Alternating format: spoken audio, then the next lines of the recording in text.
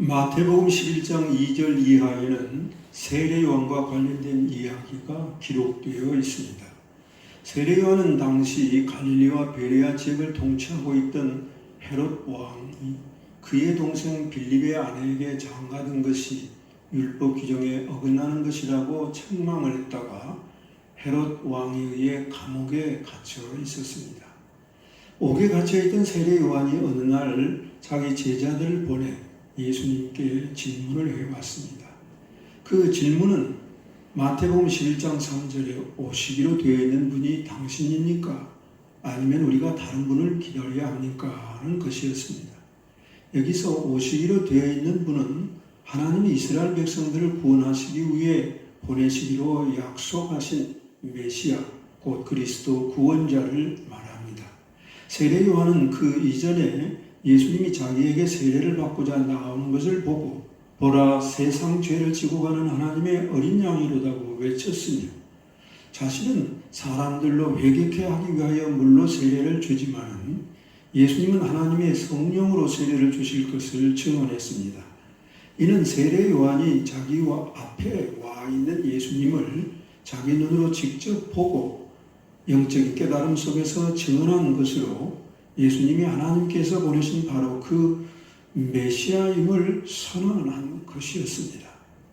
모세의 율법이나 다른 선지자들은 장차 오실 메시아에 대해 예언했지만 세례 요한은 자기 눈앞에 와 계신 메시아를 직접 보고 그 메시아를 증언한 사람이었습니다. 그랬던 그가 감옥에 수감되는 고난에 처하자 지금 예수님이 정말 하나님이 약속하셨고 모든 이스라엘 백성이 기다리고 있는 그 메시아가 확실한가를 묻고 있다는 것입니다. 그 이유는 무엇일까요? 그것은 세례 요한의 질문에 대한 예수님의 답변에서 찾을 수 있습니다. 세례 요한의 질문에 대한 답변은 11장 4절에 나와 있습니다. 11장 4절은 예수님을 통해 맹인이 보며 못 걷는 사람이 걸으며 나병 환자가 깨끗함을 받으며 못 듣는 자가 들으며 죽은 자가 다시 살아나며 가난한 자에게 복음이 전파되고 있다는 사실을 말한 것입니다. 이것은 사람 눈으로는 보이지 않았지만 예수님 안에는 하나님 나라 통치의 실제가 있었고 하나님의 통치는 예수님을 통해 이런 양상으로 드러났던 것입니다. 그리고 누구든지 예수님을 영접하면 이 하나님의 나라 통치에 들어갈 수 있었습니다. 예수님이 오셨을 때 예수님을 영접했던 이들은 세례 요한의 회개의 메시지를 듣고 죄를 회개하며 요한에게 회개의 물세례를 받았던 이들이었습니다. 이들이 세례 요한 앞에서 한 회개는 영적으로 보면 1차 회개라고 하겠습니다. 1차 회개를 한 이들이 예수님께 나오면 세례 요한 앞에서는 미처 보지 못했던 자신에 대한 더 깊은 실체를 들여다보게 되었습니다. 마치 달빛 아래서 보는 것과 햇빛 아래서 보는 것의 차이라고 하겠습니다. 자신이 하나님에 대해 보지 못하는 맹인이고 하나님께 한 걸음도 걸어 들어가지 못하는 안진병이며 부정한 죄투성이로 죄에 대한 감각, 하나님에 대한 거룩의 감각이 없는 나병 환자이며 세계의 경리것처럼 하나님 말씀을 아무리 들어도 알아듣지 못하는 귀머거리며 그래서 자신은 영적으로 하나님에 대해 죽은 자라는 실체를 알게 된다는 것입니다. 자신의 실체 정체에 대해 알게 되면 하나님 앞에서 비로소 낮아지고 비워지고 심령이 가난한 자가 됩니다. 이 가난한 자가 자신의 정체를 붙들고 하나님 앞에 진정으로 애통해하게 됩니다. 이것이 예수님 앞에서의 2차 회개라고 하겠습니다. 이사야 6장에서 선지자 이사야가 드러난 자신의 정체를 보고 소스라치게 놀라 화로다 나여 망하게 되었도다 하고 비명을 지르는 것과 같습니다. 가난한 심령이 되어 이렇게 애통해하는 자에게 치료의 복음이 전파되는 것입니다. 복음과 함께 예수님 안에 하나님의 나라 통치가 도래하면서 맹인이 보며 못 걷는 사람이 걸으며 나병 환자가 깨끗함을 받으며 못 듣는 자가 들으며 죽은 자가 살아나는 일이 일어나게 됩니다. 그러면 회개의 메시지를 선포하고 회개의 세례를 주었던 세례 요한은 죄인으로서의 자신의 정체에 대한 회개와 고침을 통하여 하나님 나라 실제에 동참하는 일이 필요할까요? 필요 없을까요? 당연히 필요합니다. 옥에 갇혀있던 당시 세례요한이 죄인으로서의 자신의 정체성에 대한 회개와 치료를 통해 하나님 나라 실제에 들어가 참여하고 있지 못함을 보여주고 있는 것이 11절.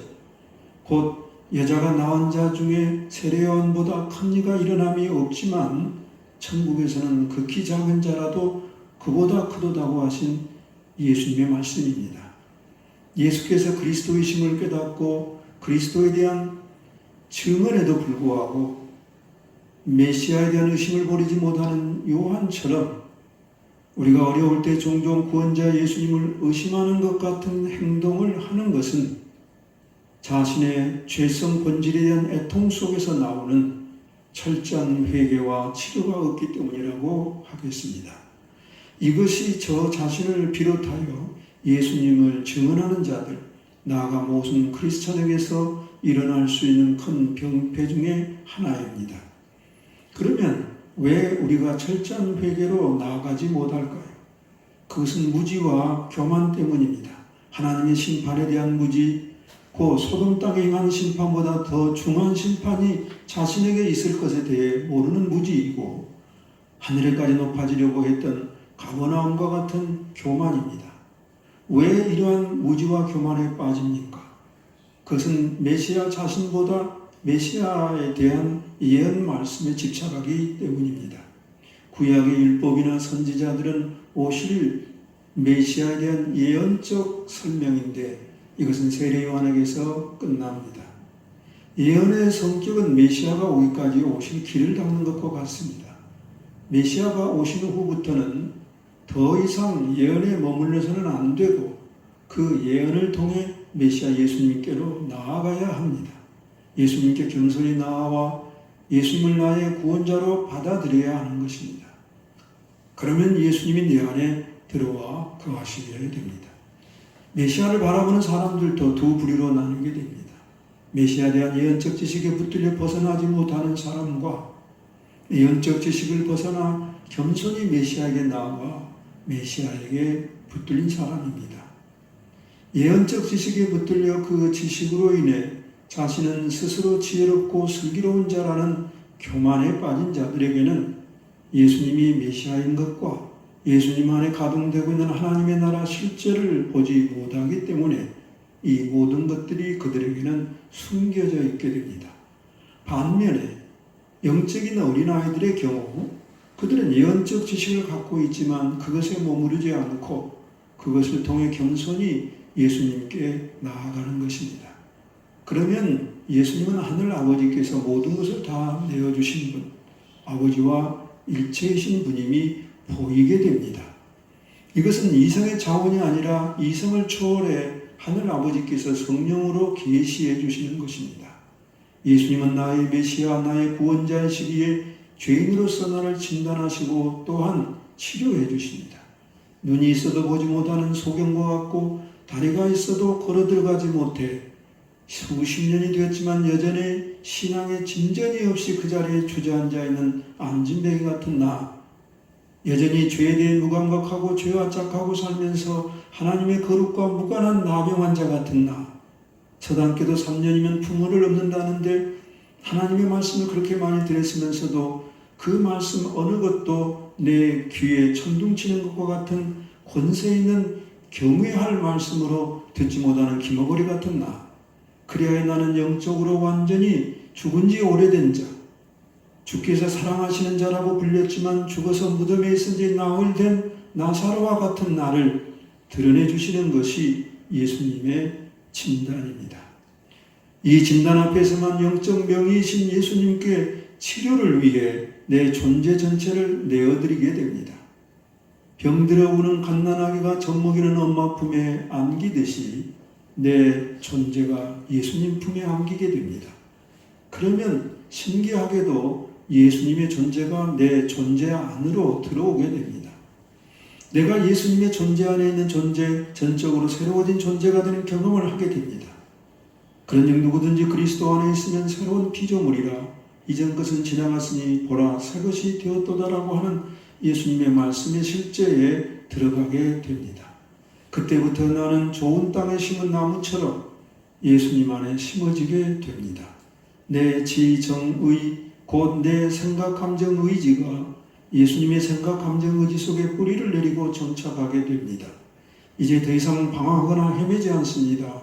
여기서 내 영혼의 쉼이 가능하고 주님께서 메신 십자가의 멍에를 한쪽에는 예수님이 그대로 지시고 다른 한쪽에서는 내가 메면서 이 땅에 하나님 나라 도래의 사명의 짐을 주님과 함께 지게 됩니다.